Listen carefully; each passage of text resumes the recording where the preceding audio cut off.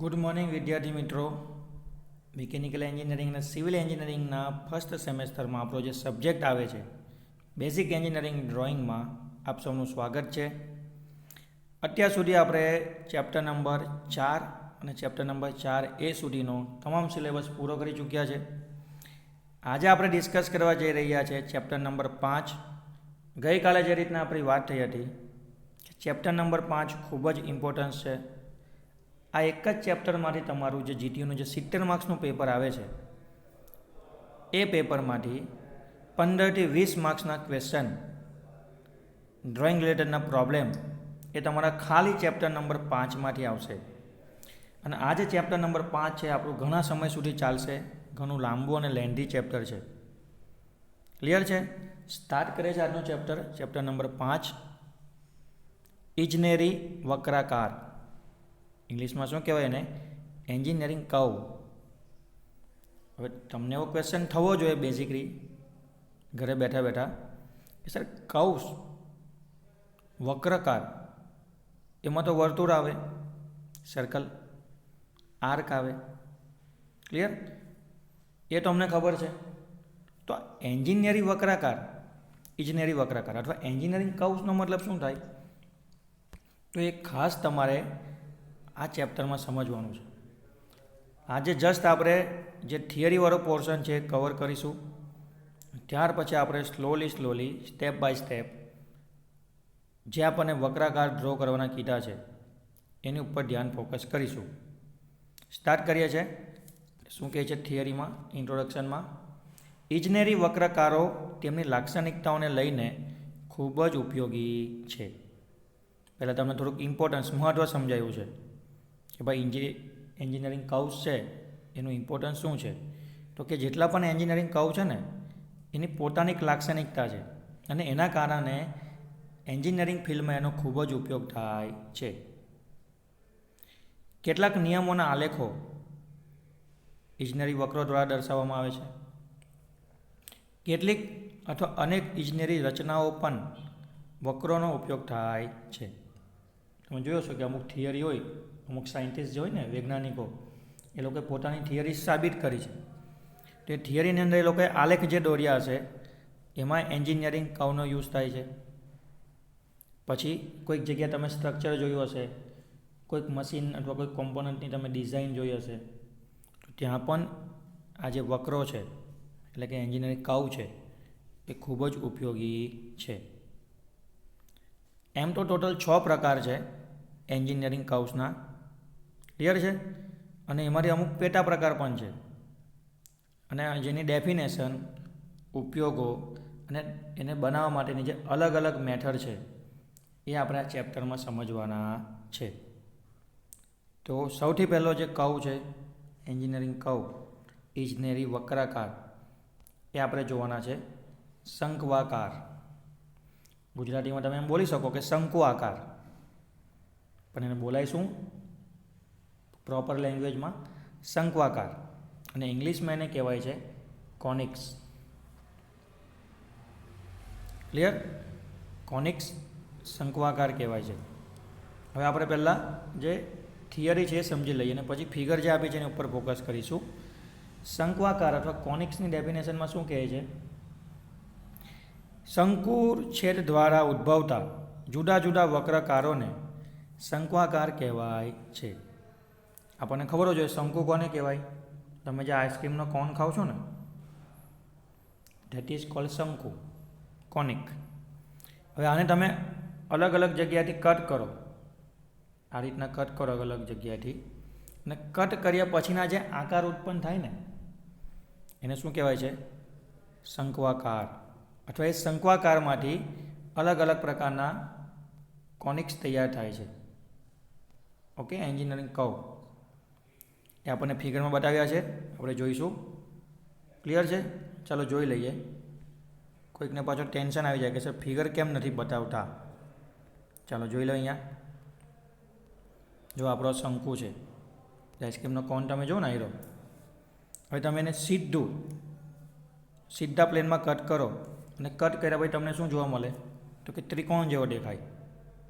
પછી તમે એને આડો કાપો, એમ વચ્ચેથી આડો કાપી કાઢો, આ રીતના અહીંયાથી આમ આડો કાપી કાઢો. પહેલાં આપણે એને અહીંયા ઊભો કાપ્યો જો અહીંયાથી, પછી એને આપણે આ રીતના આડો કાપીશું હોરિઝોન્ટલ ડાયરેક્શનમાં, અને પછી એને જોઈશું ઉપરથી તો આપણને સર્કલ દેખાશે. જો ક્લિયર છે. પછી એને હું કોઈક જગ્યાએ એંગલમાં ક્રોસમાં કાપું. જો તમે આપણો કોણ હતો અને આ રીતના મેં એને ક્રોસમાં કાપ્યો, તો કાપ્યા પછી મને શું દેખાય છે એ તમે જોઈ શકો છો. કટ કર્યા પછી મને ઇલિપ્સ દેખાશે. ઓકે, હજુ કોઈક એંગલ પર એને હું કાપું છું.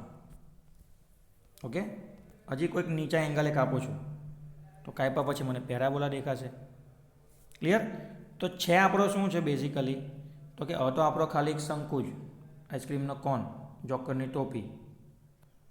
અને જો અહીંથી હું કાપું તો મને ત્રિકોણ દેખાય છે, અહીંયાથી કાપું તો મને સર્કલ દેખાય છે, પછી આટલો થોડો ક્રોસ કાપું તો મને ઇલિપ્સ દેખાય છે, હજી થોડો ક્રોસ કાપું તો મને પેરાબોલા દેખાય છે, અને હજી થોડો ક્રોસ કાપું તો મને હાઇપરબોલા દેખાય છે.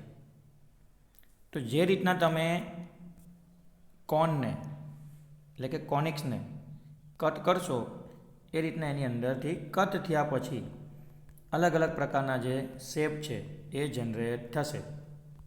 ને જે શેપ જનરેટ થાય છે, જે આકાર જનરેટ થાય છે, એ જ આપણે સમજવાના છે અને એને ડ્રોઈંગ બનાવીને તૈયાર કરવાના છે. ઓકે, તો ફિગર તમે સમજી ગયા છો. થોડુંક ડિસ્ક્રિપ્શન પણ જોઈ લઈએ. શંકુની ટોચ એટલે કે એની એપેક્સ, જે ચોટલી આવે ને ઉપર અણીવાળી, સમાવતા છેદ વડે સમદ્વિભુજ ત્રિકોણકાર છેદ મળે છે. આપણે જોયું કે સીધું આપણે શંકુને કાપી કાઢીએ તો સમદ્વિભુજ ત્રિકોણ મળે છે આપણને. એવો ત્રિકોણ કે જેની બે બાજુ કેવી હશે? સરખી. પછી જો તમે લંબ એટલે કે આડી દિશામાં કાપી કાઢો, એટલે એની જે એપેક્સ હતી ને એને લંબ 90 ડિગ્રી કટ કરશો તો વર્તુળાકાર છેદ મળે છે. એટલે જે કટ થયા પછીનો સેક્શન આપણને કેવો દેખાશે? સર્કલ, વર્તુળ દેખાશે. પછી જે સીધી એપેક્સ છે, સેન્ટર લાઇન ધરી, એની સાથે કોઈ ખૂણો બનાવીને એને કટ કરીશું, ખૂણો બનાવીને કટ કરીશું તો જે શેપ કટ થયા પછી મળશે એ ઇલિપ્સ દેખાશે. ઉપવલયાકાર, ઇંગ્લિશમાં કહેવાય ઇલિપ્સ અને ગુજરાતીમાં એને શું કહેવાય છે? ઉપવલયાકાર. ક્લિયર. તમે જો જે એપેક્સ છે એને સમાંતર એને કટ કરશો તો પેરાબોલા બનશે. ગુજરાતીમાં એને કહેવાય છે પરવલયાકાર. ક્લિયર. અને ધરીને સમાંતર કાપશો તો હાઇપરબોલા બનશે, અતિવલયાકાર. તો છેલ્લા જે ત્રણ છે ને એ તમારા વર્ટિકલ લાઇન એટલે કે જે એપેક્સ છે, શંકુની ટોચ છે, એમાંની જે સેન્ટર લાઇન નીકળે છે ને એની સાથે તમે સમાંતર કટ કરો છો કે અમુક ખૂણે કટ કરો છો, એના પ્રમાણેના ઇલિપ્સ, પરવલયાકાર, અતિવલયાકાર, ઇંગ્લિશમાં કહેવાય ઇલિપ્સ, પેરાબોલા અને હાઇપરબોલા, આમ અલગ અલગ પ્રકારના આકાર આપણને મળશે, જેને આપણે કહીએ છીએ એન્જિનિયરિંગ કર્વ, ઇજનેરી વક્ર, જે ખરેખર એન્જિનિયરિંગની અંદર ઘણી બધી જગ્યાએ યુઝ થાય છે. ક્લિયર છે. એ આપણે સમજવાના છે અને બનાવવાના છે. તો ત્રણ વસ્તુ તમારે ખાસ યાદ રાખવાની: ઇલિપ્સ, પેરાબોલા અને હાઇપરબોલા. નહીં યાદ રહે તો સાઈડમાં લખી દેજો: ઇલિપ્સ, પેરાબોલા અને હાઇપરબોલા. ઇલિપ્સને કહેવાય છે ઉપવલયાકાર, પેરાબોલાને કહેવાય છે પરવલયાકાર અને હાઇપરબોલાને કહેવાય છે અતિવલયાકાર. આ ત્રણ વસ્તુની વ્યાખ્યા આપણે જોવાની છે, ત્રણે ત્રણના ઉપયોગ જોવાના છે, અને પછી ત્રણે ત્રણને આપણે આ જ ચેપ્ટરની અંદર અલગ અલગ પ્રોબ્લેમમાં આપણને આપ્યા છે એને આપણે ડ્રો કરવાના છે, એટલે કે એનું ડ્રોઈંગ બનાવીને એને સોલ્વ કરવાના છે. ક્લિયર. યાદ રહેશે? મારી સાથે બોલજો બધા એકવાર: ઇલિપ્સ, થોડુંક ઇંગ્લિશ બોલો તો સારું છે.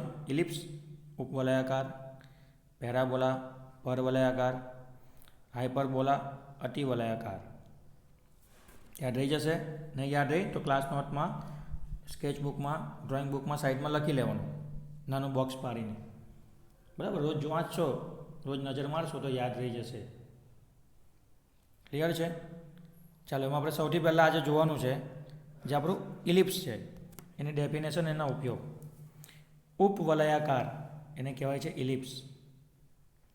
વ્યાખ્યા ખાસ યાદ રાખવાની: જો વ્યાખ્યા વસ્તુ કેવી છે વિદ્યાર્થીઓ, વ્યાખ્યા નથી મેં બનાવી, નથી તમે બનાવી. વ્યાખ્યા શું છે? કથન છે. કથન એટલે શું કે એક સેન્ટેન્સ છે જે કોઈ લખેલું છે, ઓકે, અને પરફેક્ટ લખેલું છે, એટલે આપણે એ પ્રમાણે પરફેક્ટ જ યાદ રાખીને લખવું પડે, બરાબર. વાર્તા નથી, વાર્તામાં આપણે ગપ્પા મારી શકીએ, ખિસ્સામાંથી વસ્તુ નાખી શકીએ, ખિસ્સામાંથી વસ્તુ લઈને મૂકી શકીએ. વાર્તામાં હોય ને, વાર્તા શું થાય, પિક્ચરની સ્ટોરીઓ કે વાર્તા હોય તો બધા પોતપોતાની રીતના કહે, એમાં તમે ગપ્પાબાજી કરો તો ચાલે. પણ વ્યાખ્યા વસ્તુ એવી છે કે તમારે પરફેક્ટ લખવી પડે. તો તમારે શું કરવાનું, હું તમને વ્યાખ્યા સમજાવું છું, સમજી લેવાની, અને પછી જે રીતના અહીંયા આપી છે ને સેમ ટુ સેમ તમારે ગોખી નાખવાની છે. રત્તામાર ના ભાઈ, ગુજરાતીમાં કહેવાય ગોખવું અને હિન્દીમાં કહેવાય રત્તામાર. અને તમારે 5-5, 10-10 વાર બોલીને લખીને જે કરવું હોય તે કરવાનું, પણ તમારે આને ગોખી નાખવાની છે વ્યાખ્યાને. શું કહે છે? ઇલિપ્સ ઉપવલયાકારની ડેફિનેશન, વ્યાખ્યા: નિયત બિંદુથી ફોકસ અંતર અને નિયત સુરેખાથી ડાયરેક્ટ્રિક્સના અંતરનો ગુણોત્તર અચર અને એક કરતાં નાનો રહે તેવી રીતે એક જ સમતલમાં વિચરતા બિંદુનો બિંદુપથ ઉપવલયાકાર થાય છે. હવે હું તમને ગેરંટી આપું કે પહેલી વાર તમે વાંચો ને એટલે તમને કંઈ ખબર જ નહીં પડે કે શું કહેવા માંગે છે તે. હવે હું તમને સમજાવું. તમારે એક સીધી લાઈન દોરવાની આ રીતની, નહીં એક આડી લાઈન દોરવાની.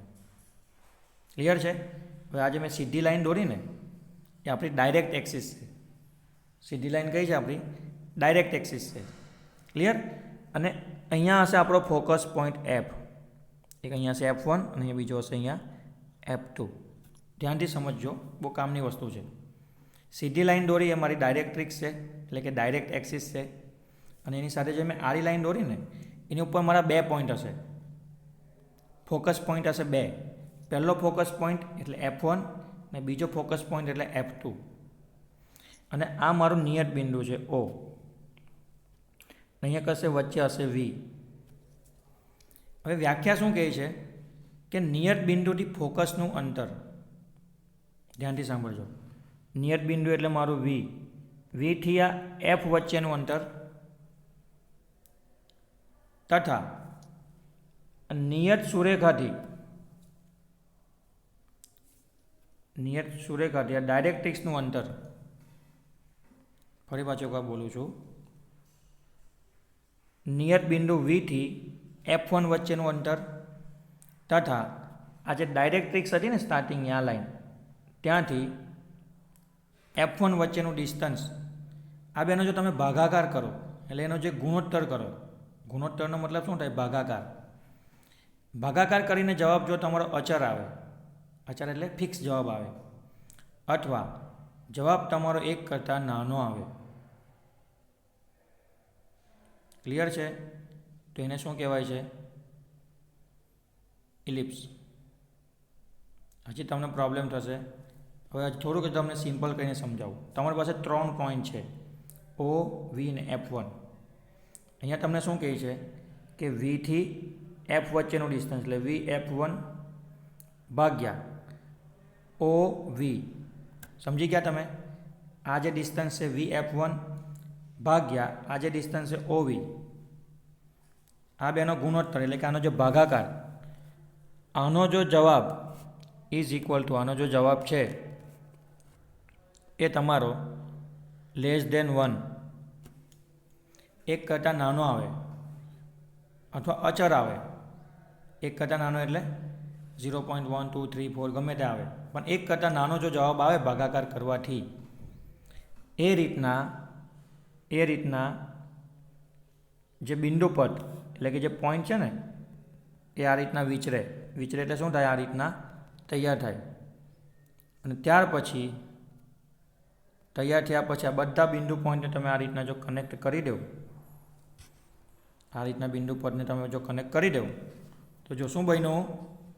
ઇલિપ્સ, એટલે કે ઉપવલયાકાર બને છે. હંમેશા યાદ રાખવું કે જ્યારે પણ આપણે ઇલિપ્સ બનાવીશું અથવા કશે પણ તમે ઇલિપ્સ જોશો ને તો ઇલિપ્સના હંમેશા 2 ફોકસ પોઈન્ટ હશે. વર્તુળનું આપણે એમ કહીએ ને કે વર્તુળનું સેન્ટર કેટલું હોય, તો કે વર્તુળનું સેન્ટર એક જ હોય. તો ઇલિપ્સના કેટલા સેન્ટર હોય? તો કે ઇલિપ્સના સેન્ટર 2 હોય, એક F1 હોય અને એક F2 હોય. પણ 2 સેન્ટર છે એટલે આપણે એને ફોકસ પોઈન્ટ કહીએ છીએ, F1 અને F2. તો જ્યારે પણ આપણે ઇલિપ્સ બનાવશું અથવા કશે ઇલિપ્સ બનતો હશે ને, તો ડાયરેક્ટ્રિક્સ V અને F1 આ ડિસ્ટન્સ લેવાના, V થી F1નું ડિસ્ટન્સ ભાગ્યા OV વચ્ચેનું ડિસ્ટન્સ, એ બેનો જો તમે ભાગાકાર કરો અને જવાબ જો 1 કરતાં ઓછો આવે અને એના દ્વારા જે બધા બિંદુઓ તૈયાર થાય છે એ બધા બિંદુઓને તમે આ રીતના કનેક્ટ કરો અને જે આકાર તૈયાર થાય છે એને આપણે શું કહીએ છીએ? ઇલિપ્સ કહીએ છીએ, એટલે કે ઉપવલયાકાર કહીએ છીએ. ક્લિયર? એના ઉપયોગો આપ્યા છે. ઉપયોગો ખાસ તમારે યાદ રાખવાના. થિયરી તમને પૂછાશે આ ચેપ્ટરમાંથી એક્ઝામમાં. સિમ્પલ તમને કહેશે ઉપવલયાકાર અથવા તો ઇલિપ્સની ડેફિનેશન અને એના ઉપયોગો લખો અને માર્ક્સ કેટલા હશે? 3. વ્યાખ્યા તમને આવડી ગઈ છે, ગોખી કાઢજો. ઉપયોગો હું તમને સમજાવી દઉં છું. ઉપયોગમાં શું કહે છે? મેન હોલનો આકાર. તમને ખબર હોય તો તમારી રેલગાડીમાં જે પેલા ટ્રેનના ટેન્કર થાય, ટ્રેનમાં જે ટેન્કર જાય છે, જો ને તમે ટ્રેનના ટેન્કર, એની અંદર ઓઇલ, ડીઝલ ને બધું ભરીને લઈ જવાય, માલગાડી ટેન્કરવાળી, એની ઉપર એક ઢાંકણું હશે. પછી દૂધના ટેન્કર આવે, એની ઉપર પણ ઢાંકણું હોય, બરાબર? કેમિકલના ટેન્કર એની ઉપર પણ ઢાંકણું હોય. એ ઢાંકણું તમે જોશો ને તો એ ઢાંકણાનો આકાર કેવો હશે? ઉપરથી આ રીતનો હશે, ઇલિપ્સ. એને કહેવાય છે મેન હોલ. આ ઢાંકણું ખોલીને આની અંદર માણસ ઉતરી શકે છે. એ રીતના બોઇલર આવે, મોટા મોટા બોઇલર. પછી ફર્નેસ એટલે કે ભઠ્ઠી આવે, બરાબર? તો એની અંદર જ્યારે માણસ એને સાફ સફાઈ કરવા, રિપેરિંગ અથવા મેન્ટેનન્સ કરવા જાય ને, તેનો દરવાજો ખોલીને અંદર જવું પડે. તો એ જે હોલ છે ને એને મેન હોલ કહેવાય છે. મેન હોલ કેમ કહેવાય? તો કે એની અંદર માણસ અંદર જઈ શકે છે એટલા માટે. તો માણસને અંદર જવા માટેનો હોલ એટલે એને શું કહેવાય છે? Manhole. તો મેન હોલનો આકાર કેવો હોય છે? ઇલિપ્સ આ રીતનો હોય છે. પછી તમે ટેન્કર જોયું હશે, તો ટેન્કરને પાછળથી જોશો ને તમે, તો ટેન્કરની ટાંકી તમને છે ને થોડીક પાછળથી આ રીતની દબાયેલી દેખાશે. હશે ગોળ જ, પણ થોડીક દબાઈ દીધી હશે, એટલે કે ઇલિપ્સ શેપમાં બનાવેલી હશે. જ્યારે પણ તમે રોડ પર જાઓ તો પાણીનું ટેન્કર, કેમિકલનું ટેન્કર, પેટ્રોલ ડીઝલનું ટેન્કર જોજો, થોડુંક દબાવેલું હશે, એટલે કે ઇલિપ્સ આકારનું હશે. ક્લિયર છે? પછી શું કહે છે? પુલનો આર્કનો આકાર. તમે પુલ જોયા હશે, વર્ષો પહેલાં જે પુલ બનતા હતા, આ એક પહેલું પિલર છે, આ એક બીજું પિલર છે, બરાબર? તો અત્યારે પિલર કેવા બને છે તમારા? ચોરસ, લંબચોરસ ને ગોળ બને છે. આજથી વર્ષો પહેલાં તમે જોયા હશે જૂના પુલ, તો એના પિલર કેવા છે ખબર? આ રીતના શેપમાં હશે, ઇલિપ્સ શેપમાં. તમે જૂના પુલ જોઈ લેજો રેલવેના બધા, એના જે પિલર છે ને એ આ રીતના બનાવ્યા છે, ઇલિપ્સ આકારના. આ આકાર તમારે જોવાનો ઉપરનો. ક્લિયર છે? પછી સૂર્યની ફરતે આપણી જે પૃથ્વી ફરે છે તે વચ્ચે સૂર્ય છે અને પૃથ્વી આપણી છે ને આ રીતના ફરે છે, તમને ખબર હોય તો. અહીંયા જ્યારે નજીક આવે ને ત્યારે ડિસ્ટન્સ ઘટી જાય, એટલે દિવસમાં અથવા 1 મહિનામાં પૃથ્વી સૂર્યની નજીક 2 વખત આવે છે, 15 દિવસે. એના કારણે દરિયામાં શું થાય છે? ભરતી અને ઓટ આવે છે. અને ફરી પછી શું થાય? તો કે આ રીતના ડિસ્ટન્સ વધે છે, જેમાં આપણને સવાર સાંજ ઠંડી ગરમીનો અનુભવ થાય છે. તો આપણી જે પૃથ્વી છે બ્રહ્માંડમાં, એ સૂર્યની ફરતે જે ફરે છે એનો જે માર્ગ છે, ગતિપથ છે, એ પણ આપણો ઇલિપ્સ છે. ઓકે? અને લાસ્ટમાં શું કહે છે? ટ્રેનો આકાર. ટ્રેનો આકાર એટલે ટ્રેન નહીં. તમને ખબર હોય કે પેલા મહેમાન આવે ત્યારે આપણે ડીશમાં ગ્લાસને એવું મૂકીને લાવતા હતા પહેલાં, તો અત્યારે ટ્રે કેવી આવે છે? ગોળાકાર આવે છે. હવે તો અત્યારે તો ચોરસ ને લંબચોરસ પણ આવે છે. અને વર્ષો પહેલાં શું હતું? તો કે મહેમાન આવે અને આપણે ઠંડુ પાણી, શરબત કે ચા આપીએ ને, તો એ ટ્રે તમારી આ રીતની આવતી હતી અને અહીંયા વચ્ચે હોલ પાડેલા હોય પકડવા માટે. ક્લિયર? તો એ જે ટ્રે આવે છે પાણી આપવા માટે, શરબત, નાસ્તો આપવા માટેની ટ્રે, એ પહેલાં કેવી આવતી હતી? હજુ પણ એવી આવે છે, ઇલિપ્સ આકારની. ક્લિયર? તો અહીંયા સુધી રાખ્યા છે આજના લેક્ચરમાં.